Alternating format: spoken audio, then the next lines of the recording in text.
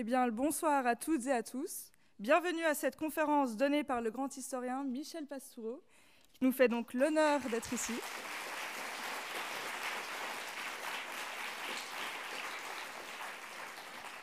Vous avez raison, c'est bien mérité. Donc, sur la conférence de ce soir, je cite la peur du loup, de la crainte à la terreur, de la terreur au fantasme. Michel Pastoureau, je ne sais pas s'il est nécessaire de le rappeler, mais je vais le faire quand même, est donc spécialiste, mais surtout pionnier, de l'histoire des couleurs et de l'histoire des animaux. Son dernier livre en date porte d'ailleurs sur le rose, dans la suite de l'histoire des couleurs. Donc. Comment donc aurait-pu-on vivre cette semaine de festival sans avoir l'occasion de l'entendre au moins une fois ? Lui qui avait également dessiné le loup en affiche de l'édition du festival 2020, annulée à cause de la pandémie. Juste une petite dernière chose, vous aurez l'occasion, à la suite de cette conférence, de dédicacer un de ses livres, un livre d'une autre personne, mais je ne suis pas sûre que ça le fasse vraiment, à l'occasion donc d'une petite séance dédicace à la librairie, à l'espace Librairie Payot, qui se tient donc au rez-de-chaussée. À présent, je vais laisser donc la parole musicale, cette fois-ci, au quintet Naïade de la Haute École de musique de Genève. Allez.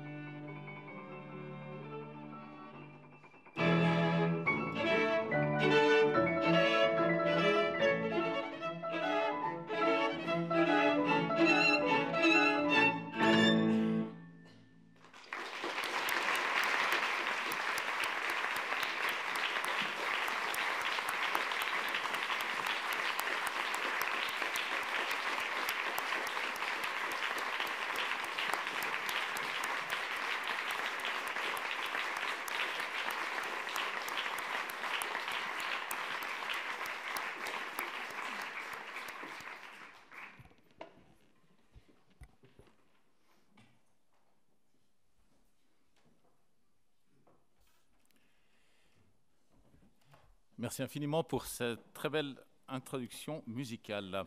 Mesdames et messieurs, à mon tour de vous souhaiter la plus cordiale bienvenue à cette conférence de M. Michel Pastoureau, ayant pour titre « La peur du loup en Europe, de la crainte à la terreur, de la terreur au fantasme ». Les organisateurs du festival Histoire et Cité ont eu la gentillesse de m'inviter à modérer cette conférence en tant que président de la Société académique de Genève.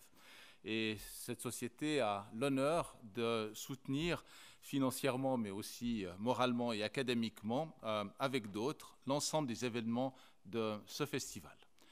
Vous trouverez à l'extérieur une fiche d'information sur la société académique, mais permettez-moi simplement de vous indiquer très brièvement qu'elle accorde à peu près 80 subventions par année pour soutenir la recherche et l'enseignement à l'Université de Genève dans les domaines, comme ce soir, des sciences humaines et sociales, mais aussi de la médecine, des sciences exactes et naturelles.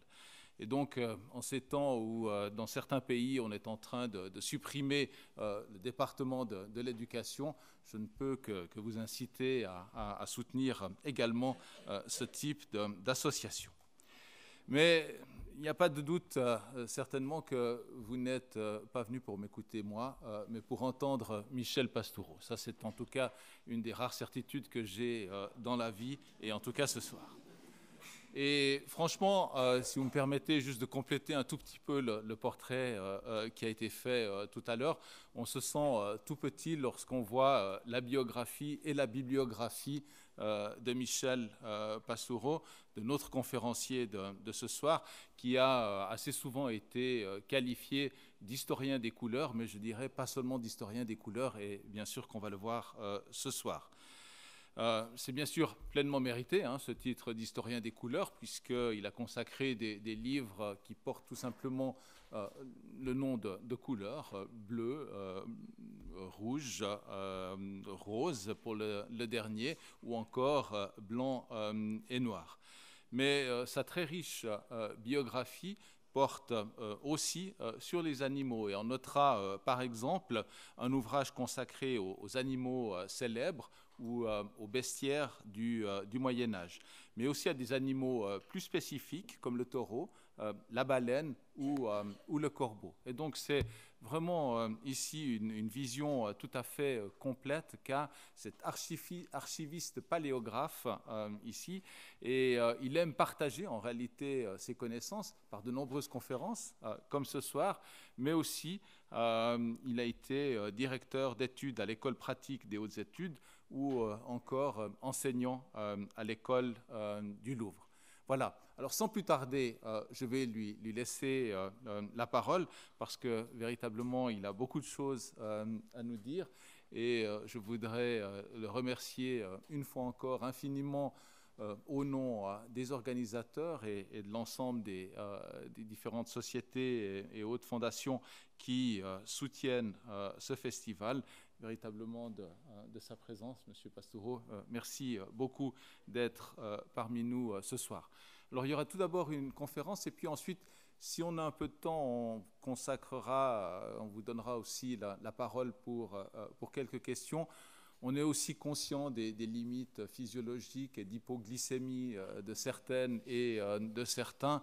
Et donc, nous essaierons de terminer vers 20h15. Je vous annonce d'ores et déjà, c'est un peu mon rôle de modérateur, d'être un peu le chef de gare. Je vous prie de m'en excuser ici, mais c'est aussi pour vous que je vais le faire. Voilà, sans tarder, Monsieur Pastoureau, vous avez la parole et merci encore.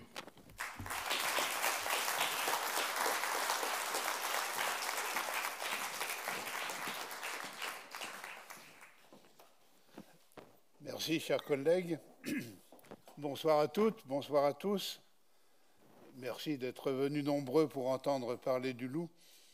Pour moi, ce festival est une belle revanche. Je suis très heureux que le thème de cette année soit l'animal, parce que quand j'étais étudiant puis jeune chercheur, l'animal n'avait absolument rien à faire à l'université, et surtout pas dans les sciences humaines et sociales.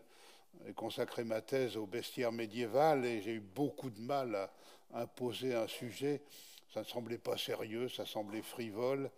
L'animal, ce n'était même pas la petite histoire, c'était la petite histoire il y a 55 ou 60 ans. Et donc en un demi-siècle, j'ai vu les choses changer considérablement. L'animal est devenu une vedette de la recherche en histoire et dans les sciences connexes, un sujet carrefour, en liaison avec des problèmes de société que vous connaissez, le droit des animaux, la consommation de viande, le bien-être animal, l'élevage, etc., etc. J'aurais aimé voir autant de mutations et de progrès du côté de l'histoire des couleurs, je ne les ai pas vus. Mais du côté de l'animal, je ne peux que me réjouir. Alors j'ai choisi de vous parler du loup ce soir, je devais le faire d'ailleurs il y a 5 ans pour le festival de 2020, et la pandémie a mis à peu près tout par terre. Je ne suis pas venu présenter ma conférence, dont l'intitulé était un peu différent, mais il s'agissait toujours du loup. Dans mes recherches de longue durée, donc sur les rapports entre l'homme et l'animal en Europe, je suis arrivé à la conclusion que dans beaucoup de sociétés, peut-être pas dans toutes, mais il y a ce qu'on pourrait appeler un bestiaire central, c'est-à-dire des animaux qui, sur le plan de l'imaginaire, de la symbolique, des représentations, des croyances, etc., jouent un rôle plus important que les autres. Et en outre, nouent entre eux des rapports particuliers, ce qui fait que l'historien est en droit de parler de bestiaire plutôt que de faune. Et si je faisais un bilan, je dirais qu'il y a en Europe une dizaine ou une douzaine d'espèces comme cela qui, au cours des siècles, même des millénaires, jouent ce rôle plus important que les autres et constituent ce bestiaire central. Et au sein de ce dernier, je crois que 3 animaux tiennent la vedette. Vraiment, il y a un trio de tête, si je puis dire.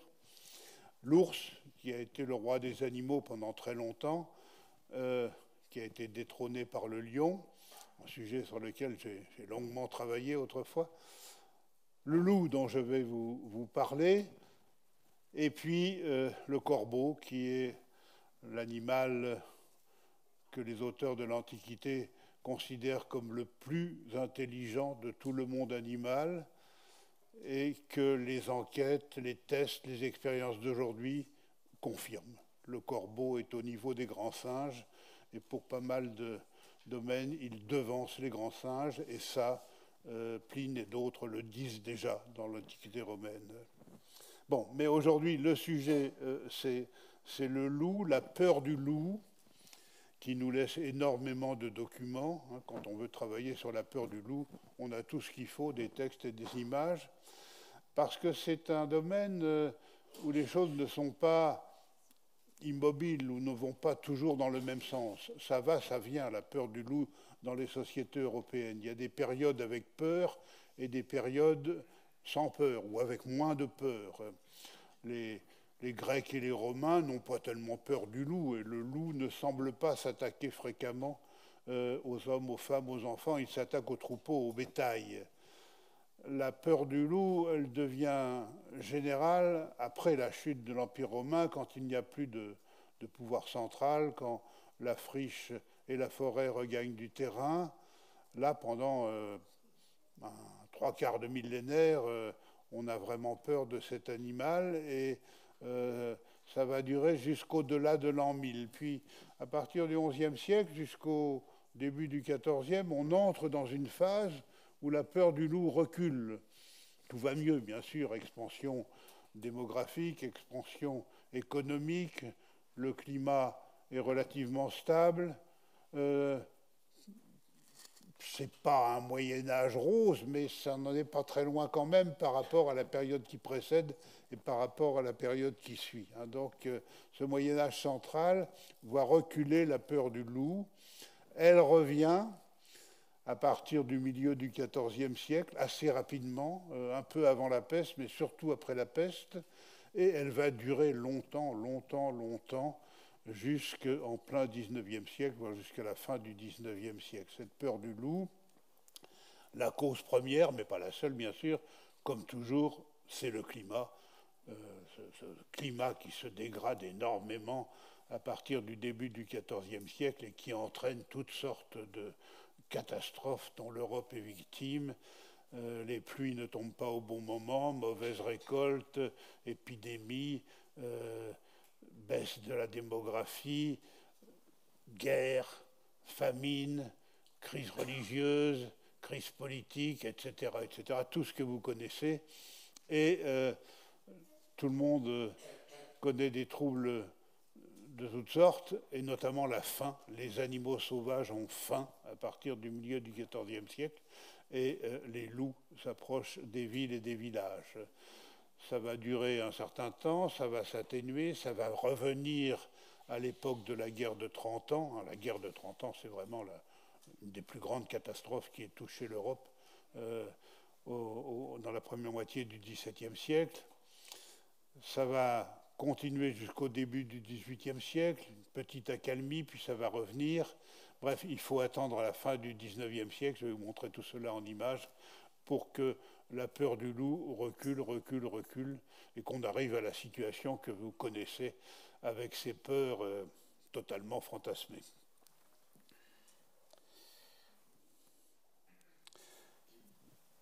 Voici la plus ancienne image de loup qui nous soit parvenue, de loup affronté sur une plaquette de bois de cerf gravée, datation comment dirais-je, approximative, 12 000 ans avant le temps présent. Les préhistoriens emploient l'expression avant le temps présent, alors que nous, historiens, nous disons avant notre ère. Il y a un écart de 2000 ans entre les deux, donc il faut faire attention, surtout pour le néolithique. Le temps présent pour les préhistoriens et les proto-historiens, BP, comme on le dit dans les publications de langue anglaise, c'est 1950, le temps présent, par convention. Nous, c'est la naissance du Christ. Alors, ça fait 2000 ans d'écart. Hein. Il faut être prudent. Mais nous n'avons pas beaucoup d'images de loups, ni pour le paléolithique finissant, ni pour le néolithique. Et quels étaient les rapports entre les humains et les loups, nous ne le savons pas très bien. Si on est honnête, il n'y a pas de raison de fantasmer ou de reconstituer à partir de quelques miettes de témoignages. En revanche, pour l'Antiquité grecque, on parle beaucoup du loup, nous avons un certain nombre d'images, et on sent très bien que le loup ne fait pas peur aux hommes, aux femmes, il fait peur aux bergers, il s'attaque aux troupeaux. Il est surtout un animal qui a des rapports avec deux choses dans les mythologies grecques et romaines, la ruse et la métamorphose. Voilà un exemple de déguisement. Un guerrier grec qui a essayé, un guerrier troyen qui a essayé de se mêler aux Grecs et qui va le payer de sa vie. Diomède va le mettre à mort. Dolon, son nom évoque Dolos, la ruse. La ruse, c'est assez bien vu dans la sensibilité grecque. Ulysse, c'est un personnage rusé et admiré, bien sûr. Chez les Romains, ça a moins bonne presse, la ruse. Et au Moyen-Âge, alors c'est affreux. La ruse, c'est un péché épouvantable. Parvenir à ses fins par la ruse. Donc, il faut accepter qu'il y a un regard culturel à porter sur ces différentes qualités ou vices prêtés au loup. Alors le loup, c'est l'animal rusé et c'est l'animal de la métamorphose. On a plusieurs épisodes racontés par différents auteurs, notamment par Ovide. La plus célèbre, c'est la première métamorphose racontée par Ovide dans ce livre, Les Métamorphoses, qui est vraiment un des textes fondateurs de la culture occidentale.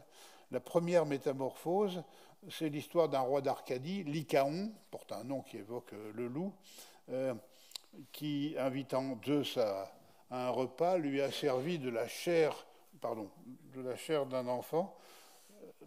Grande fureur de Zeus, qui, pour punir ce roi d'Arcadie, l'a condamné à être transformé totalement ou partiellement en loup et à se comporter comme un loup.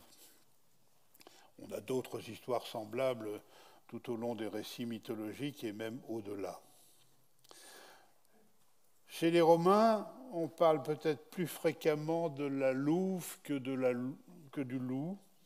Et il y a deux types de louves dans la sensibilité et dans la culture romaine. Il y a bien sûr la louve romaine, celle qui se situe au moment de la fondation de Rome, qui recueille Romulus et Rémus abandonnés aux eaux du Tibre. Ils s'échouent sur le rivage. La louve les nourrit et bien sûr c'est l'animal totémique de la Rome antique et même de la Rome médiévale et moderne et contemporaine. On a énormément d'images sur des monnaies. J'ai choisi une monnaie un peu ancienne pour vous montrer ce que cela donne. On a également la célébrissime louve du Capitole. Ici, c'est un fac-similé.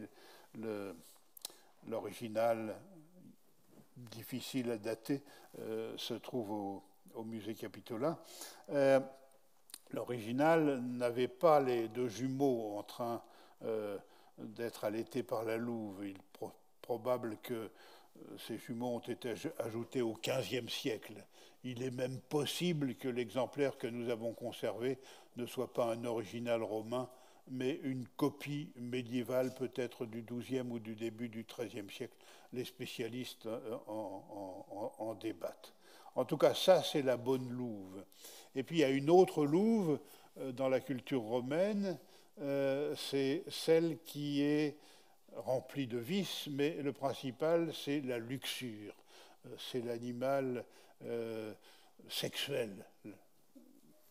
Le chien l'est aussi, mais on peut dire que la chienne et la louve, ce sont les deux animaux sexuels de l'Antiquité romaine, au point d'ailleurs que le nom de la louve, lupa, c'est aussi le nom de la prostituée.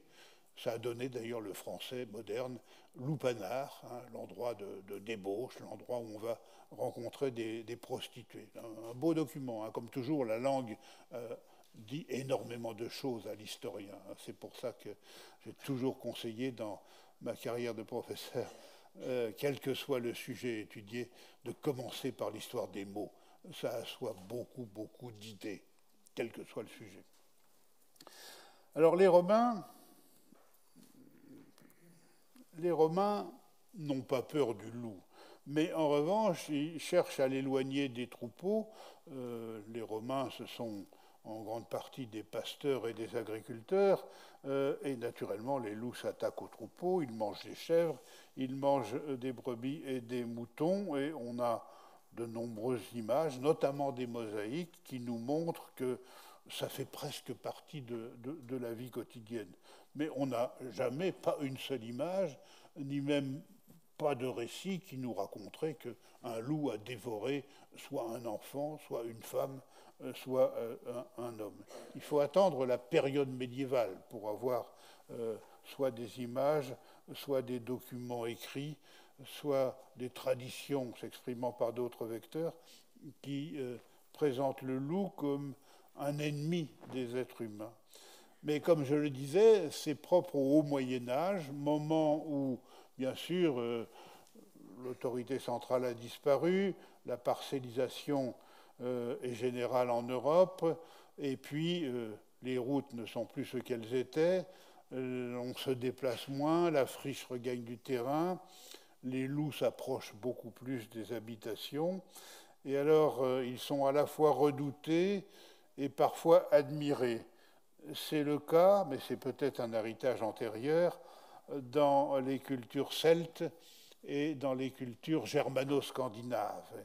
Et dans la mythologie nordique, il y a différents loups, notamment ceux qui sont associés au dieu Odin, la principale divinité du panthéon nordique, mais aussi le loup terrible, le loup Fenrir. Alors lui, c'est un monstre épouvantable qui va finir par dévorer Odin lui-même et être la cause du crépuscule à la fois des dieux et des héros et de l'écroulement de ce monde mythologique. Et il est assez présent dans les documents qui nous sont parvenus.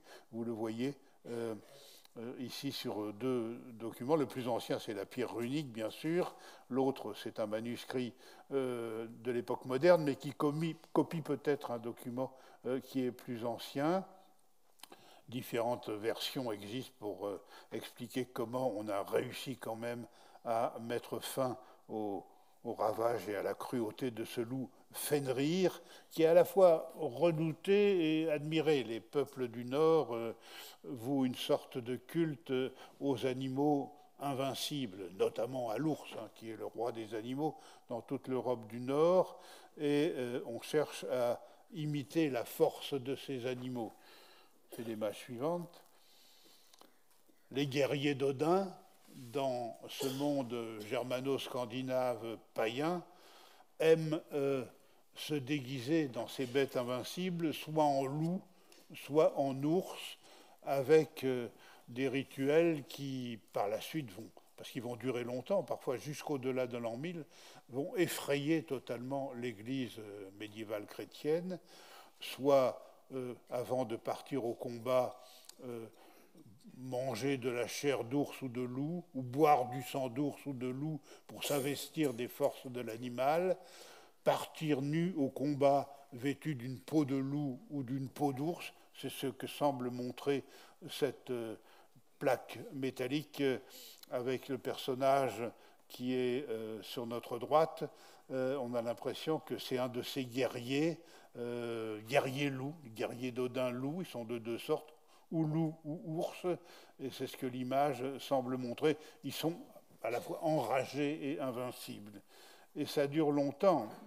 Les célèbres pièces d'échecs trouvées dans l'île de Lewis en 1834, qui datent du milieu du XIIe siècle, nous montrent 3 exemplaires de ces guerriers loups et ours.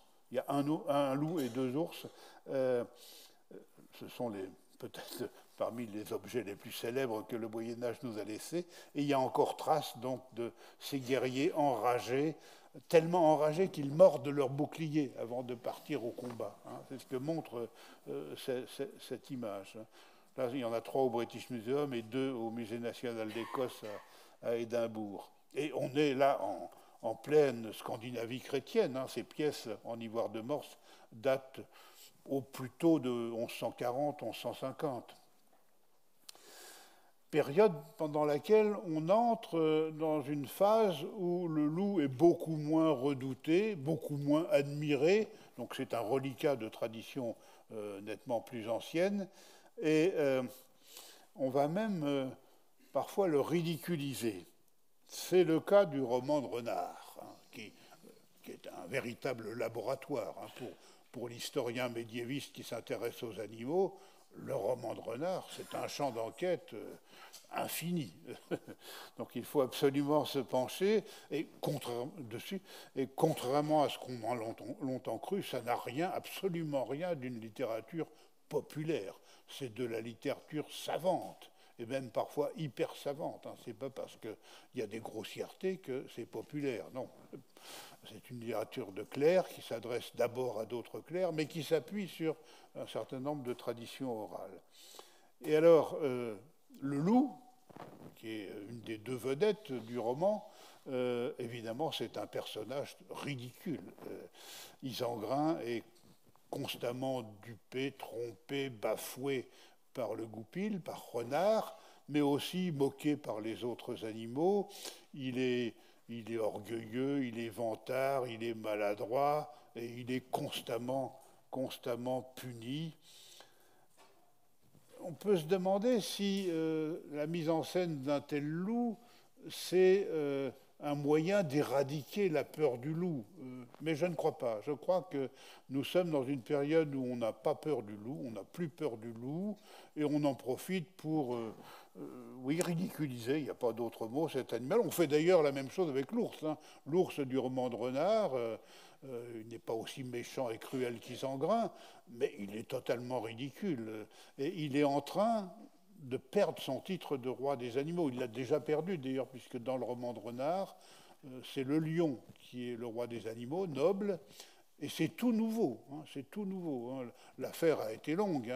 Le passage de l'ours au lion pour ce trône symbolique de roi des animaux, ça commence à l'époque carolingienne, et au XIIe siècle, l'affaire est entendue. Le lion est devenu le roi des animaux. Dans quelques branches du roman de Renard, L'ours joue encore le rôle de vice-roi, mais dans les autres, plus nombreuses, c'est le chapelain ou le messager du roi. Donc les deux animaux sont ridiculisés, alors qu'il y en a d'autres qui ne le sont pas.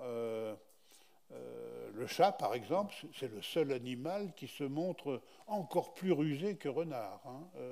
Le renard n'est pas le plus performant dans ce domaine-là.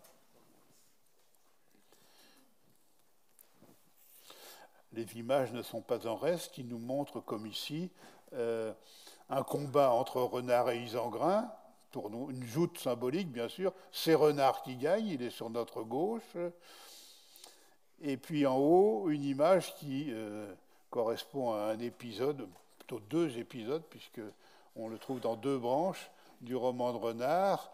Le Goupil, lubrique comme tout, s'attaque à la louve qui s'appelle Ersan, et pendant que Isengrin n'est pas là, on profite pour s'accoupler avec elle, laquelle est une femelle assez lubrique et coquette, et finalement ça ne lui déplaît pas trop de commettre le commerce charnel avec le renard.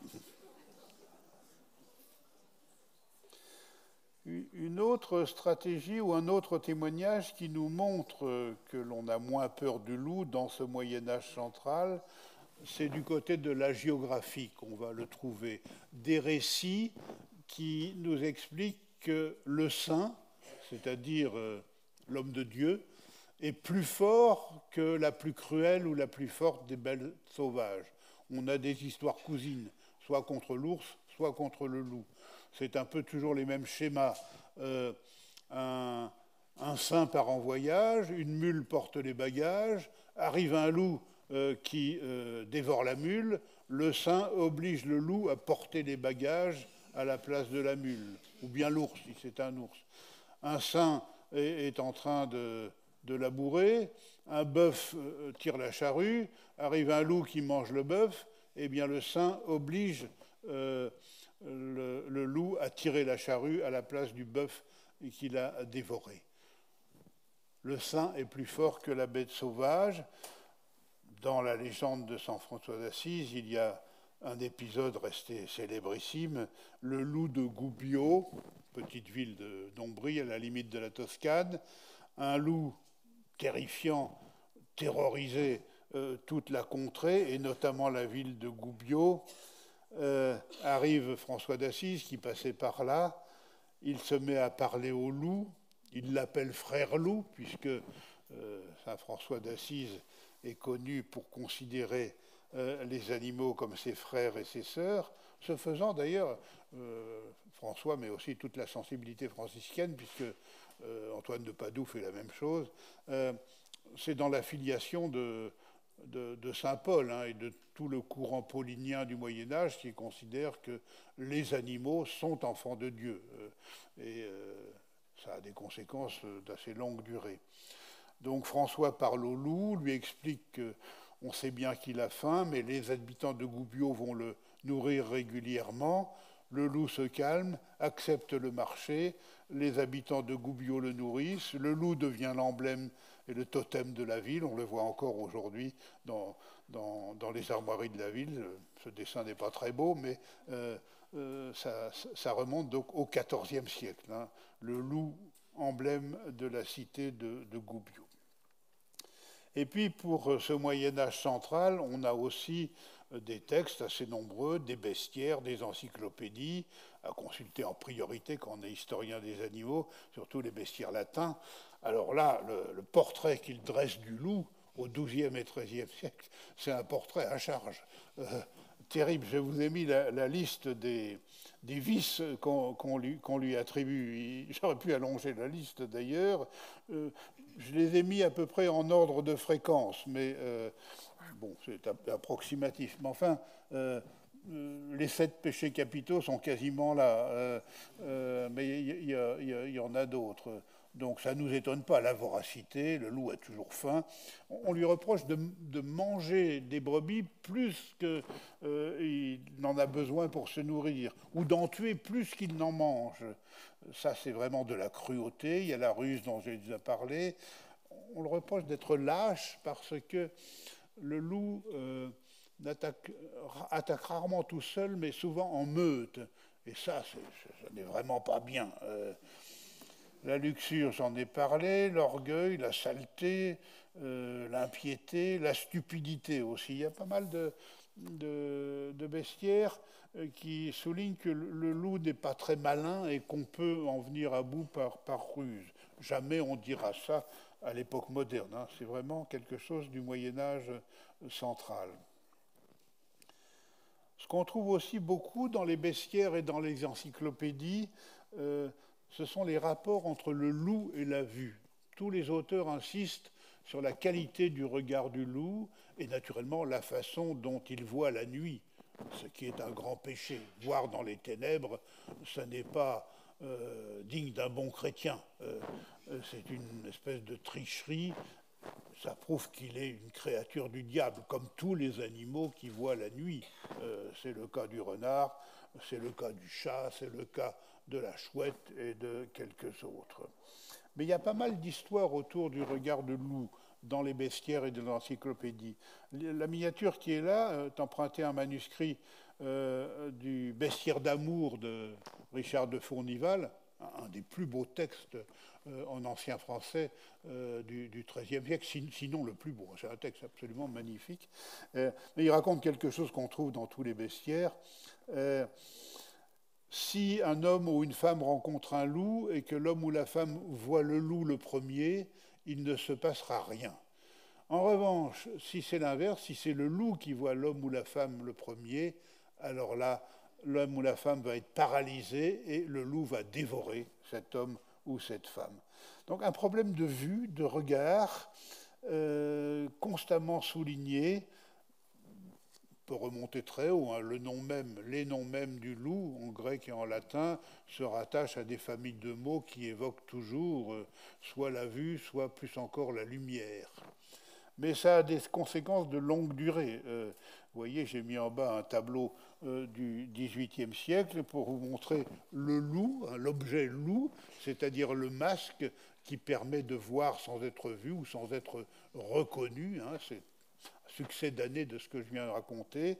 Je connais aussi un document, je ne l'ai pas mis en image, mais j'ai fait mon service militaire à l'Hôtel des Invalides à Paris, et le commanditaire maître d'œuvre pour Louis XIV, c'est le ministre de la guerre Louvois, et Louis XIV n'aimait pas bien qu'on empiète sur son terrain. Alors Louvois a fait très discrètement, autour d'une petite lucarne, mis une tête de loup qui regarde en bas de manière faciale, avec un jeu de mots, Louvois, qui est le nom de ce personnage.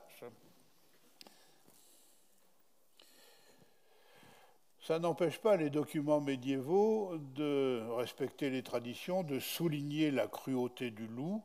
C'est le cas des fables. Certaines remontent à Ésope, ou en tout cas au corpus qu'on considère comme ésopique, qui est bien constitué à partir du IIIe ou du IIe siècle avant notre ère. Les érudits débattent pour savoir ce qui est vraiment ésopique et ce qui ne l'est pas, mais la fable Le loup et l'agneau, elle est bien attestée, et on l'apprend encore à l'école primaire dans une large partie de l'Europe. Donc c'est une fable de longue durée qui finit très mal. Hein. Le loup dévore l'agneau, alors que l'agneau était dans son bon droit, la raison du plus fort, etc., etc. Un domaine qui m'est cher et sur lequel j'ai beaucoup travaillé, c'est le bestiaire des armoiries et des emblèmes. Et on a tellement d'armoiries, peut-être 1 million d'armoiries différentes pour l'Europe occidentale médiévale, qu'on peut faire des statistiques. Et on s'aperçoit que le loup n'est pas une vedette de ce bestiaire médiéval. Tant s'en faut. La vedette, la grande vedette, c'est le lion, bien sûr. Les armoiries apparaissent au milieu du XIIe siècle, c'est-à-dire au moment même où le lion vient d'être sacré symboliquement roi des animaux. Donc peut-être une armoirie sur 6 ou sur 7 au Moyen-Âge a un lion pour figure, d'où la difficulté d'identifier ces armoiries quand elles sont anonymes. Puis ensuite, dans le bestiaire sauvage, faut aller beaucoup plus loin. L'aigle, c'est environ 3%, le sanglier 1% seulement, et l'ours et le lion sont beaucoup plus loin derrière, comme si l'héraldique avait voulu évacuer ces animaux qui étaient vénérés par les sociétés païennes antiques, surtout dans l'Europe germanique et dans l'Europe du Nord. Ça ne compte plus. Hein. Et chaque fois qu'on a un loup dans une armoirie, au Moyen-Âge ou à l'époque moderne, c'est ce qu'on appelle une figure parlante, c'est-à-dire une figure dont le nom forme un jeu de mots avec le nom de la famille ou du personnage qui le porte. Hein. Je m'appelle Louvier et je mets un loup dans mes armoiries. Voilà. La relation peut être directe ou indirecte. Je m'appelle Pastoureau, ça veut dire petit berger, et je mets un mouton dans mes armoiries. Pour les loups, c'est presque le cas unique, la seule occasion de rencontrer des loups héraldiques. Voilà un exemple hein, pour une famille qui s'appelle, j'ai oublié comment elle s'appelait, Weissenwolf, un loup blanc, et puis elle a pour figure un loup blanc.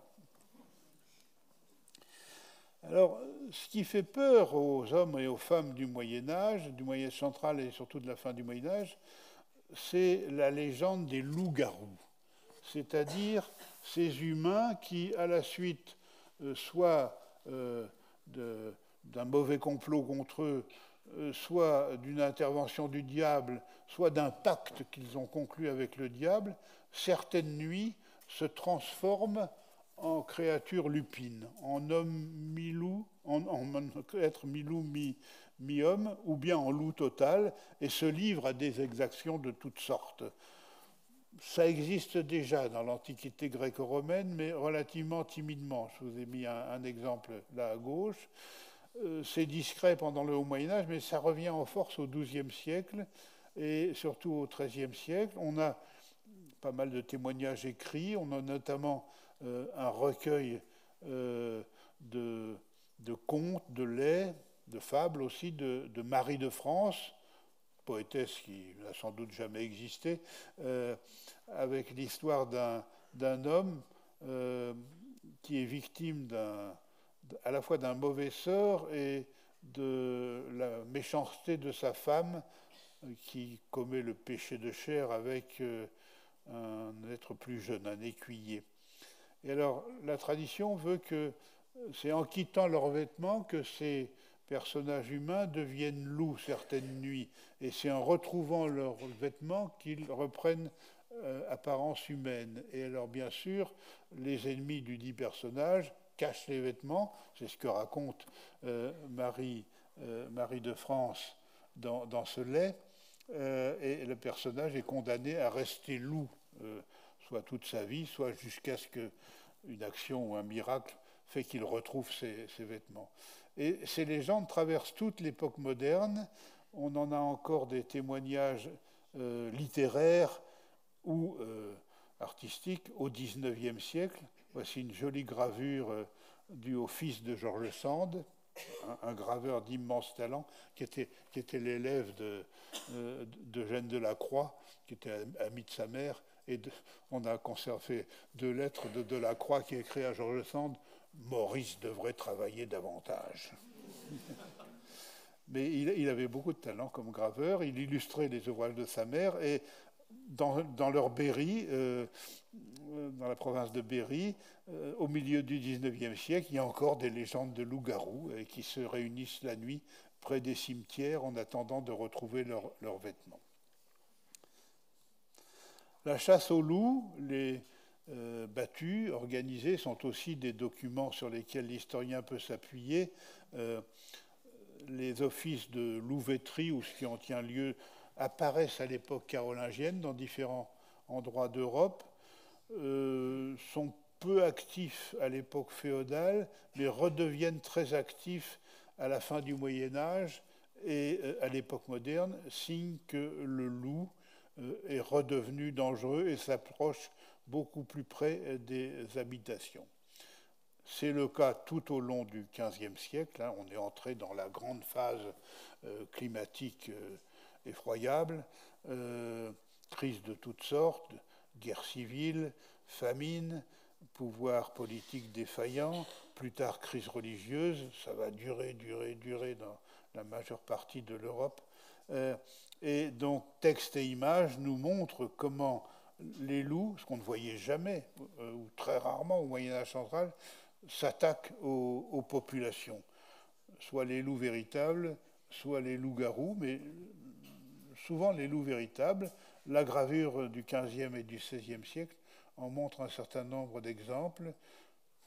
Voilà un autre. Et dans tous les guides de voyage, où ce qui en tient lieu, on souligne le danger qu'il y a à s'aventurer dans telle contrée, sur tel terroir, prendre tel chemin et pas tel autre, à cause des loups.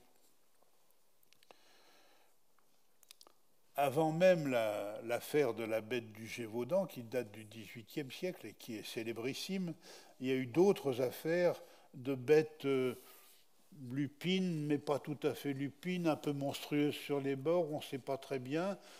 C'est le phénomène de peur ou de grande peur qui explose dans telle région, puis dans telle autre, puis dans telle, avec une contamination. En France, il y a beaucoup d'affaires de ce genre pendant les guerres de religion, et en Allemagne et en Europe centrale, à l'époque de la guerre de 30 ans, énormément d'affaires d'attaques de loups qui sont documentées. J'accélère un peu, je vois que l'heure tourne. C'est à cette époque aussi qu'on commence à publier par l'imprimé un certain nombre de contes, et notamment le plus célèbre de tous les contes européens, Le Petit Chaperon Rouge. L'histoire vient de loin. Hein. Les plus anciens documents qui en parlent datent des environs de l'an 1000 et se trouvent dans la région de Liège. L'histoire de la petite robe rouge, hein. Petite fille qui va porter à sa grand-mère quelque chose, un pot de beurre, diront les traditions plus récentes. Elle est vêtue de rouge. Alors, moi, je me suis attardé sur ce rouge, bien sûr. Pourquoi rouge ? Et si on est honnête, on trouve 6, 7, 8 explications. Soit c'est bien sûr l'habitude d'habiller les enfants à rouge à la campagne pour les surveiller, les repérer. Soit on souligne que c'est jour de fête, donc la petite fille a mis sa plus belle robe pour aller voir sa grand-mère. Et une belle robe en milieu paysan, c'est toujours une robe rouge.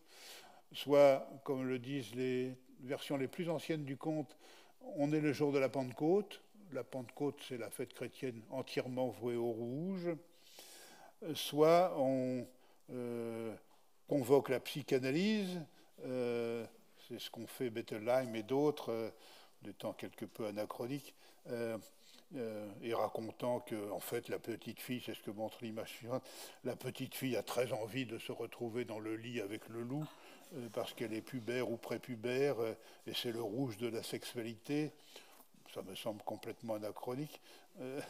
Non, ce qui est beaucoup plus intéressant, c'est de prendre non pas le rouge tout seul, mais la triade robe rouge, chaperon rouge, pot de beurre blanc et grand-mère ou loup noir. Et ça fait cette triade blanc-rouge-noir que l'on retrouve dans de nombreux contes et de nombreuses fables.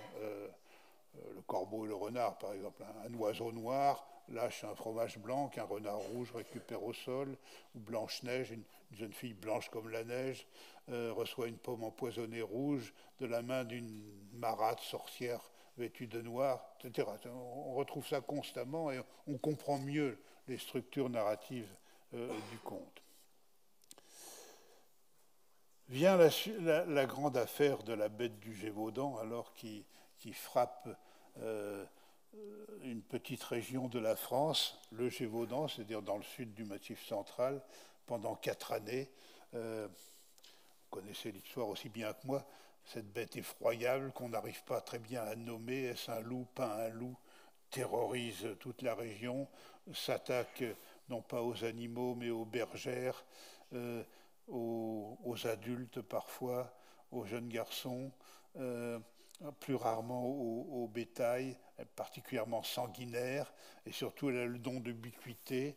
Elle attaque ici, et une heure après, à 50 de nos kilomètres plus loin. Comment est-ce qu'elle fait? Alors on a émis toutes sortes d'hypothèses.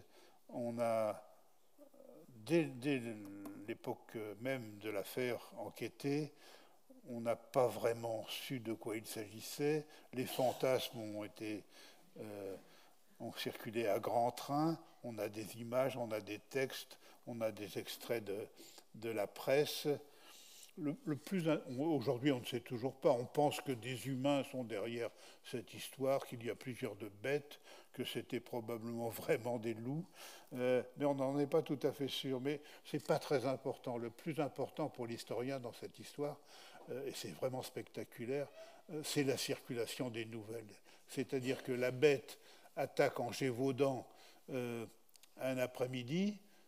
Le lendemain matin, toute l'Europe est au courant. Ça, c'est extraordinaire. Ce qui m'a le plus frappé, moi, dans ce dossier, on est sous Louis XV, c'est-à-dire à une date quand même d'Ancien Régime. Les nouvelles circulent extrêmement vite, extrêmement vite. Et puis l'affaire de la bête entraîne d'autres affaires, d'autres bêtes sont assestées ici ou là pendant presque 6 ou 7 décennies suivantes. La bête, mais ça vaut pour la France, mais ça vaut pour l'Allemagne, ça vaut pour l'Italie. Il y a des bêtes un peu partout jusqu'aux années 1840, avec bien sûr une documentation abondante, voire surabondante. Mon collègue Morisseau de l'université de Caen a cartographié les attaques de loups pour le Royaume de France avec ses étudiants pendant 3 siècles, grâce aux registres paroissiaux souvent. Ça donne à peu près cette carte-là. Bon, je manque de temps pour la commenter, mais elle est intéressante parce qu'elle correspond non pas aux zones particulièrement montagneuses ou forestières, mais aux zones où la circulation est moins surveillée, moins contrôlée que d'autres.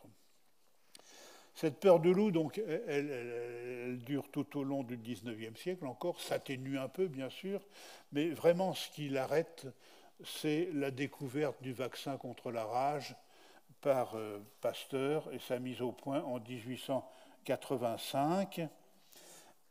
C'est intéressant, c'est que Pasteur, quand il découvre ce vaccin, il est vieux, il est déjà couvert d'honneur, hein, Académie française, ceci, cela, et il trouve encore un vaccin anti-rabique. Alors là, ça va vraiment faire reculer la peur dans la vie des campagnes, parce qu'on avait peur du loup, mais on avait aussi peur des chiens enragés, on avait peur de la rage. C'est fini. Et ça correspond, et c'est ça qui est passionnant, exactement au moment où, dans un certain nombre de domaines, et notamment les livres pour la jeunesse, les livres pour enfants, on voit apparaître des gentils loups. Les méchants loups commencent à se faire plus rares, et le gentil loup fait son apparition. Il y a un renversement du système de valeurs.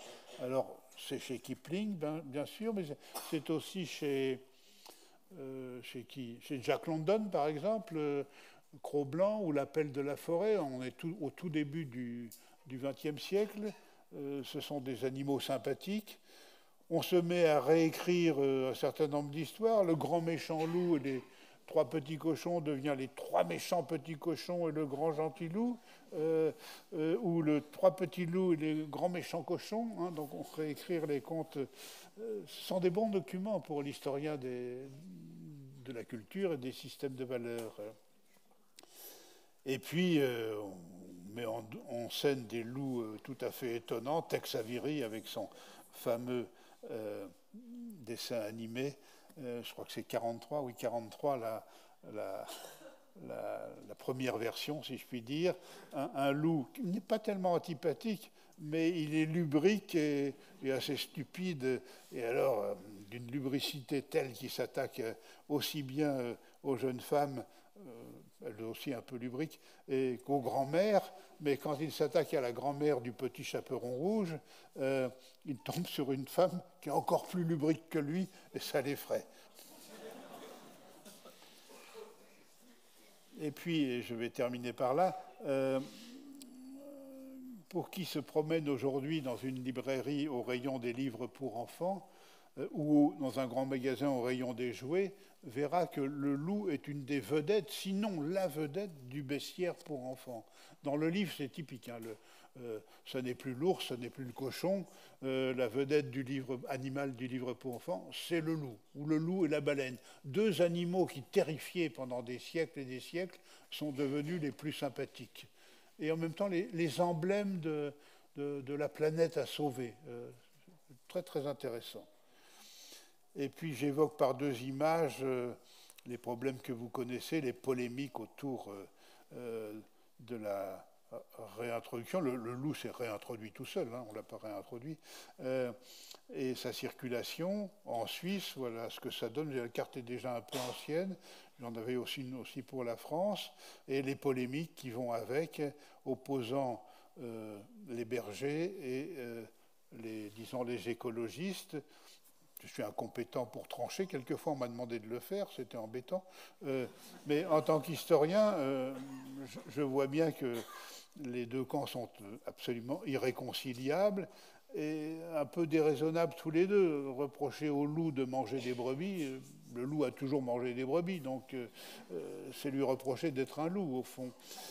Et puis de l'autre côté, je suis un peu choqué que les défenseurs du loup, qui revendiquent pour lui le droit de vivre à l'état sauvage, qui est tout à fait légitime, s'en prennent aux historiens et parfois soulignent que non, le loup ne s'attaque pas aux hommes, aux femmes, il ne l'a jamais fait, c'est pas le loup qui fait ça, les historiens mentent.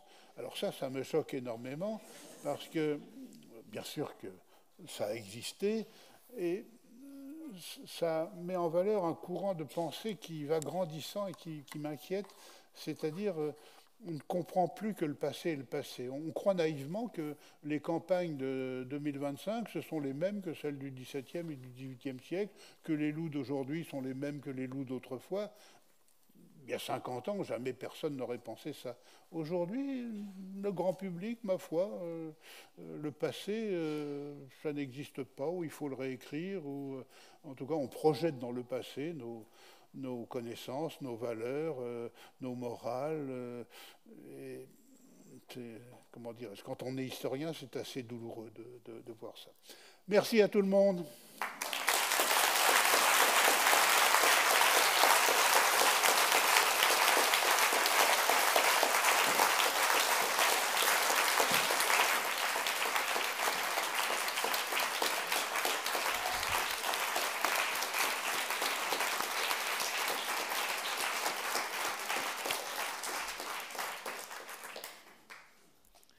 Merci infiniment, M. Pastoureau. Je crois que tout le monde pourrait encore vous écouter quelques heures.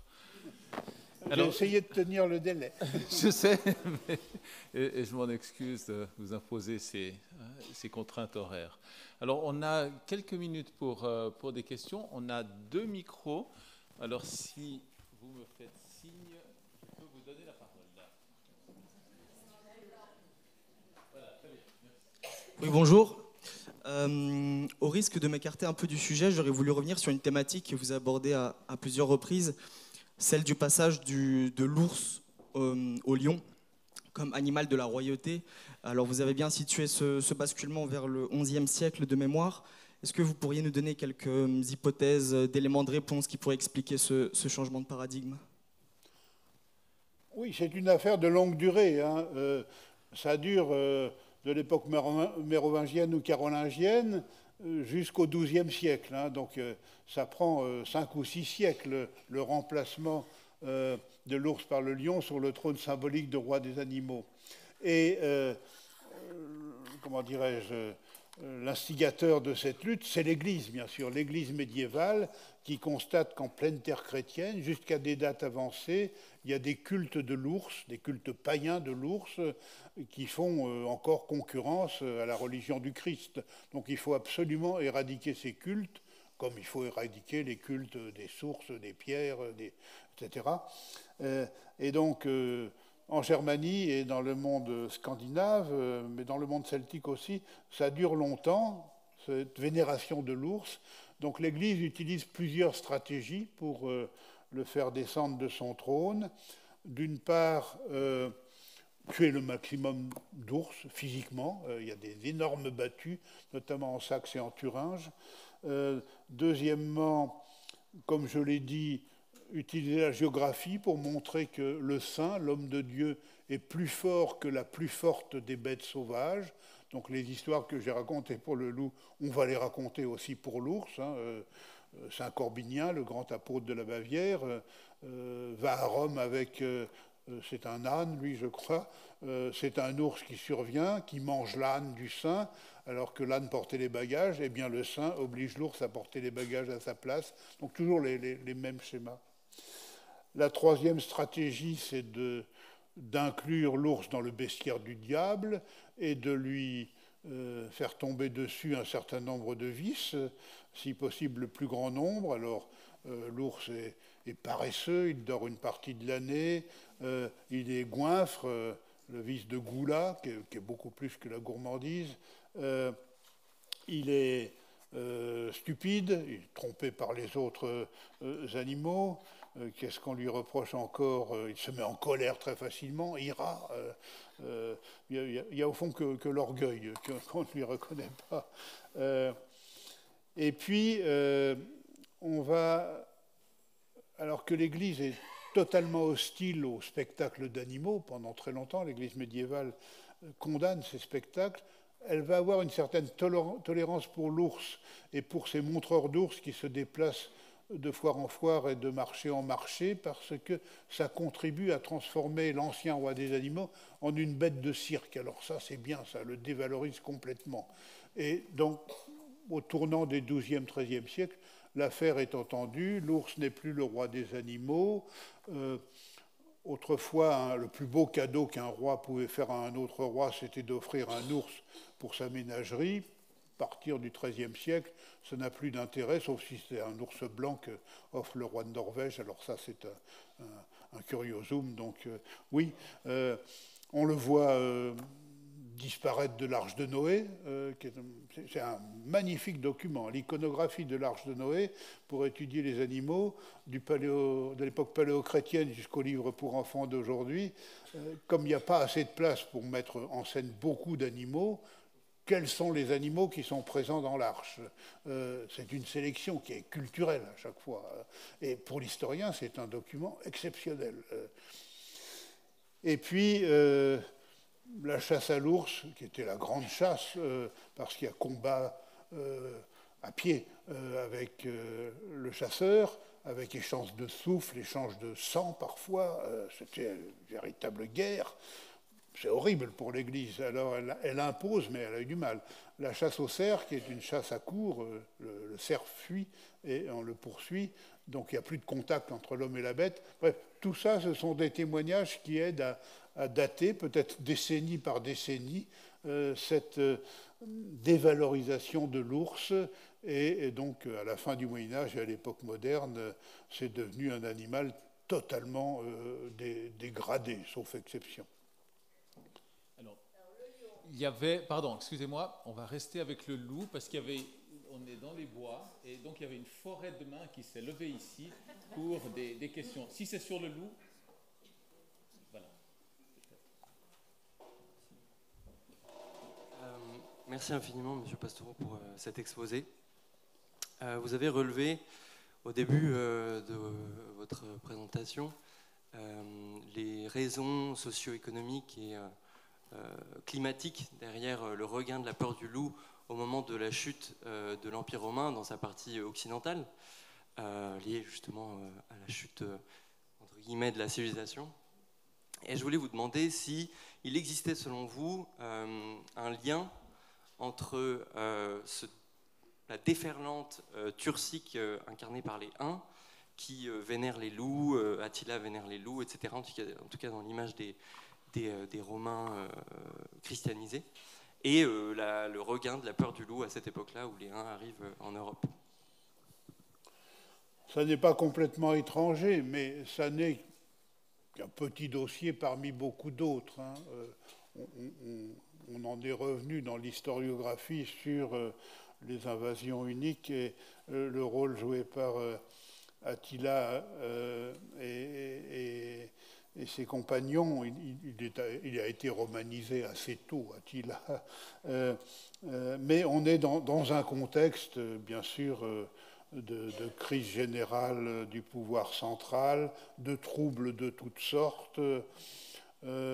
Mais je le répète, je ne pensais pas quand j'étais étudiant, on n'en parlait pas beaucoup, mais je me rends compte que vraiment le climat, c'est un déclencheur absolument essentiel de toutes les crises que l'Europe a connues au fil des siècles et des décennies. Et je crois que c'est par là qu'il faut commencer.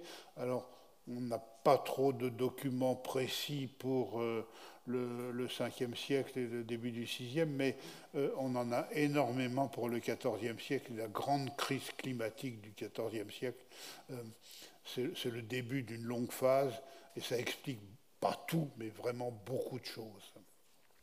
Ça commence fin 13e, ça s'accentue à l'horizon des années 1320-1330. La peste de 46-50 accentue les choses, bien sûr, et après, ça va durer au moins jusqu'au début du XVIIIe siècle. Dernière question, madame, ici. Oui. Merci beaucoup. Je voulais revenir sur les iconographies, principalement des tympans et aussi les iconographies médiévale, où on sait qu'à partir du 9e siècle, on va avoir des gueules d'enfer qui vont se retrouver pour symboliser les lieux infernaux. Et dans l'ouvrage, et vous en avez parlé un peu, vous dites que le loup aime torturer, mange plus que ce qu'il ne devrait manger.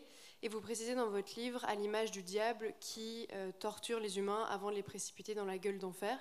Et je voulais savoir si dans vos recherches, vous aviez trouvé justement des gueules d'enfer qui sont celles du loup, plus précisément, ou est-ce qu'on peut supposer que c'est celle de loup de gueule d'enfer? Oui et non. Si on est un peu réaliste, c'est non. C'est-à-dire que les gueules d'enfer ont rarement un museau un peu allongé, en quelque sorte. C'est ça qui manque pour que ce soit complètement lupin. Des gueules d'enfer ursines, oui, ça j'en connais, avec d'autres, mais en général c'est composite, hein, donc on a du mal à mettre un nom d'espèce pour l'enfer, pour le Léviathan, pour d'autres choses. Mais le loup, pas particulièrement dans mes souvenirs. Non, je ne vois pas. Je disais que le loup tue plus de brebis qu'il n'en mange. C'est un péché à la fois d'avarice et de cupidité. On fait le même reproche dans un tout autre contexte, mais puisque le festival s'occupe des animaux, pour l'écureuil, qui est un animal abominable pour la culture médiévale, et parmi tout ce qu'on lui reproche, on lui reproche beaucoup de choses. Il stocke beaucoup plus de noisettes qu'il n'en mange. C'est un avaricieux. Très bien. Merci beaucoup, Monsieur Pastoureau, pour cette exposition.